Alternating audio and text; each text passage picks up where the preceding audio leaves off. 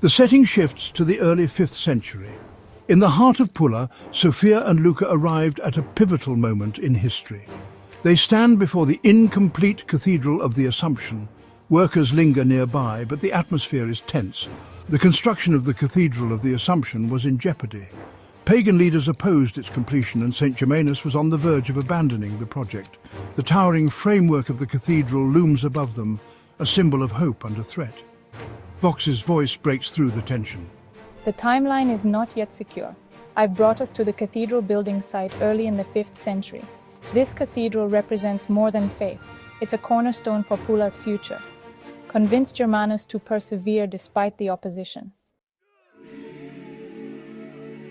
Sophia and Luca exchange a glance, their determination solidified.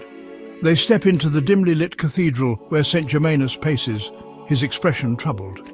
Germanus notices them and sighs deeply before saying, "The pagans believe I'm trying to erase their traditions.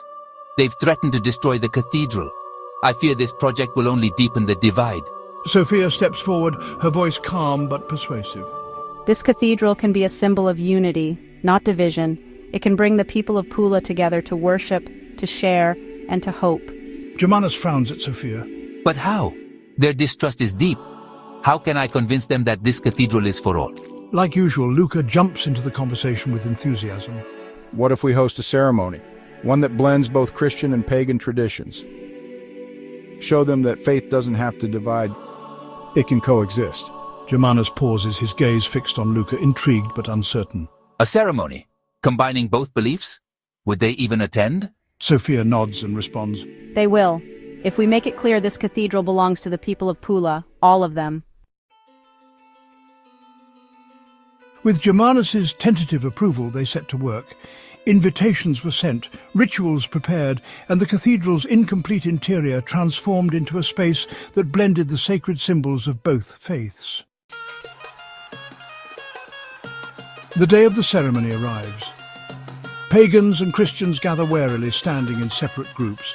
The air is thick with unease. Germanus stands at the altar, his face calm but watchful. At first, the divide between the two groups was palpable. But as the ceremony unfolded, curiosity began to replace hostility. Luca steps forward, his voice carrying across the room with warmth and charm. This cathedral isn't just stone and mortar, it's the heart of Pula, where all of us, no matter our beliefs, can come together. It's a place of hope, not conflict. The crowd murmurs, tension easing. Rituals are performed side by side, and hesitant smiles begin to replace wary glares. Pagans join Christians in a shared prayer, their voices rising together in harmony. Germanus whispers softly to Sophia, They're coming together. I never thought I'd see this. Sometimes all it takes is a gesture of understanding. By the end of the ceremony, the pagans had not only stayed but participated.